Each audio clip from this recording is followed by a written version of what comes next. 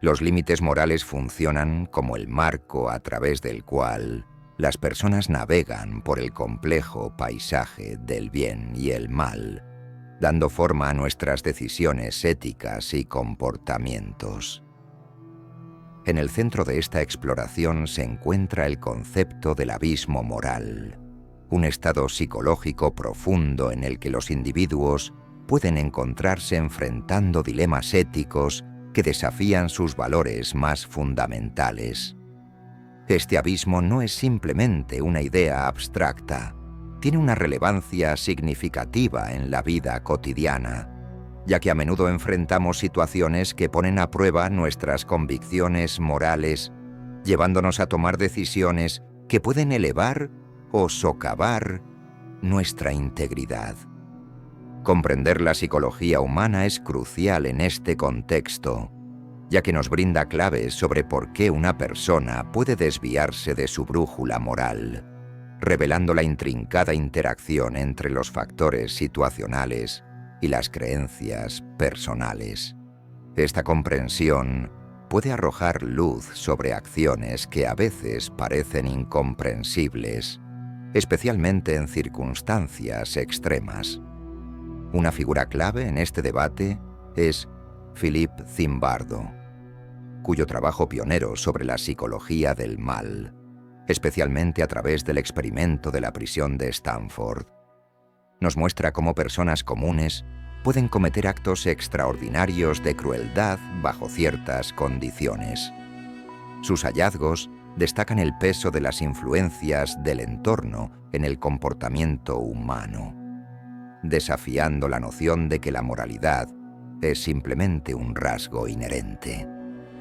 Analizar su investigación nos permite comprender la fragilidad de los límites morales y cómo cualquiera de nosotros puede deslizarse hacia el abismo moral cuando está expuesto a entornos deshumanizantes.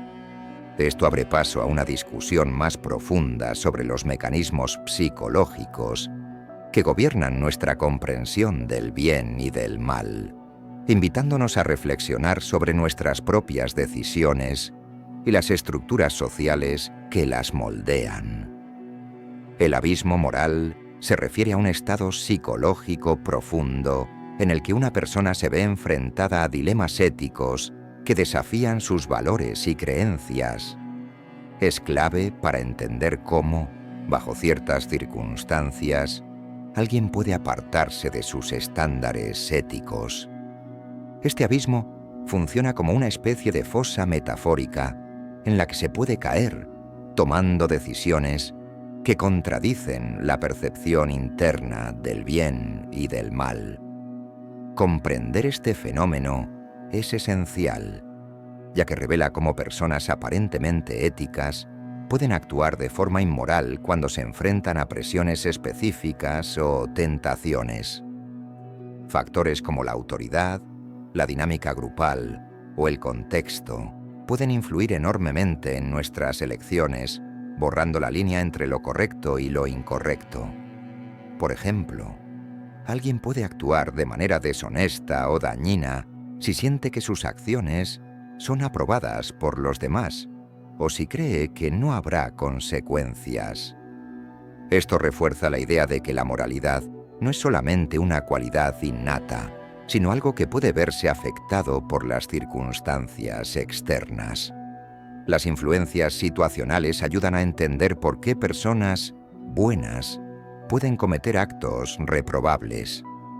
Estudios han demostrado que entornos que deshumanizan o diluyen la responsabilidad personal pueden empujar a los individuos a actuar en contra de sus principios. Explorar el abismo moral y los factores que alimentan este tipo de conducta nos da una visión más profunda sobre la complejidad de la moral humana. El libro El efecto Lucifer, de Philippe Zimbardo, profundiza en los mecanismos psicológicos que pueden llevar a personas comunes a cometer actos de maldad, desafiando así la visión tradicional de la moral. Uno de sus argumentos más fuertes es que los factores situacionales y los sistemas pueden transformar radicalmente la conducta humana. convirtiendo a personas buenas en perpetradores del mal. Basado en su famoso experimento en la prisión de Stanford, Zimbardo demuestra cómo la presión del entorno, la dinámica de autoridad y el comportamiento grupal pueden hacer que alguien abandone sus principios éticos. Este cambio no responde necesariamente a defectos personales, sino a una interacción compleja entre variables psicológicas y situacionales que pueden empujar al individuo a actuar de forma inmoral. El libro recalca que el potencial para el mal existe en todos y que bajo ciertas condiciones, incluso los más virtuosos pueden ceder ante comportamientos inaceptables. Zimbardo desafía al lector a confrontar su autoimagen moral, dejando claro que el bien y el mal no siempre son blancos o negros. Reconocer la influencia del entorno es clave para desarrollar conciencia ética y responsabilidad. Al analizar atrocidades históricas y ejemplos modernos de colapso moral, el autor nos invita más a examinar cómo las estructuras sociales pueden facilitar estas transformaciones. Los factores situacionales influyen profundamente en el comportamiento moral, una idea explorada por la ética situacional. Este enfoque sugiere que el contexto puede alterar lo que consideramos correcto o incorrecto. Esto cuestiona la existencia de estándares morales absolutos y evidencia la flexibilidad en la toma de decisiones éticas. Por ejemplo, entornos donde predomina la competencia o la deshumanización pueden llevar a conductas que van contra nuestros valores. Un ejemplo clásico es el experimento de Stanford, donde los guardias, bajo presión situacional, se volvieron abusivos con los prisioneros. También ocurre en entornos corporativos, donde la cultura interna puede normalizar fraudes o prácticas éticamente dudosas. Por eso, la conciencia de uno mismo es fundamental. Entender cómo el entorno puede nublar nuestro juicio ayuda a resistir esas presiones. La autorreflexión nos permite detectar vulnerabilidades y mantenernos fieles a nuestros principios. Además, cultivar una cultura de reflexión ética en organizaciones y comunidades puede contrarrestar los efectos negativos de las influencias externas, promoviendo un comportamiento íntegro incluso en momentos difíciles. El experimento de Milgram, realizado en los años 60 por el psicólogo Stanley Milgram, investigó hasta qué punto las personas obedecen a figuras de autoridad, incluso si eso entra en conflicto con su conciencia. En el experimento, los participantes, en el rol de maestros, debían aplicar descargas eléctricas a un alumno, en realidad un actor, cada vez que cometía errores. Aunque las descargas eran falsas, los participantes no lo sabían. Los resultados fueron impactantes. Más del 60% continuó aplicando descargas hasta el voltaje máximo, a pesar de oír gritos simulados de dolor. Esto reveló una inquietante disposición a obedecer la autoridad, incluso cuando implica hacer daño. Milgram demostró cómo el entorno estructurado y la presencia de una figura autoritaria pueden sobreponerse a las consideraciones éticas personales. Sus conclusiones nos hacen reflexionar sobre la responsabilidad moral, sobre todo cuando estamos bajo presión. Este experimento es una advertencia sobre los peligros de la obediencia ciega y la importancia de promover el pensamiento crítico frente a órdenes injustas. El experimento de la prisión de Stanford, dirigido por Zimbardo en 1971, analizó cómo la percepción del poder afecta el comportamiento. Estudiantes universitarios fueron asignados al azar como guardias o prisioneros en una prisión simulada. La investigación, que debía durar 2 semanas, fue cancelada a los 6 días debido a la intensidad y gravedad del comportamiento de los participantes. Los guardias, Adoptaron rápidamente actitudes autoritarias, humillando y abusando psicológicamente a los prisioneros, quienes desarrollaron altos niveles de estrés y pasividad. Esto evidenció cómo los roles sociales y el poder sin control pueden corroer el juicio moral. La transformación fue rápida y alarmante. Estudiantes comunes asumieron el rol de verdugos, mientras otros aceptaban la opresión. El experimento demostró lo fácil que es perder la brújula moral bajo ciertas condiciones. El fenómeno de la desindividuación ocurre cuando una persona pierde el sentido de responsabilidad individual en medio de un grupo, aumentando su comportamiento impulsivo o destructivo. Este efecto se acentúa con el anonimato, como sucede en redes sociales, donde muchos actúan de forma agresiva, sabiendo que no hay consecuencias claras. Lo vemos también en disturbios, protestas o turbas, donde personas cometen actos de vandalismo o violencia que normalmente no harían.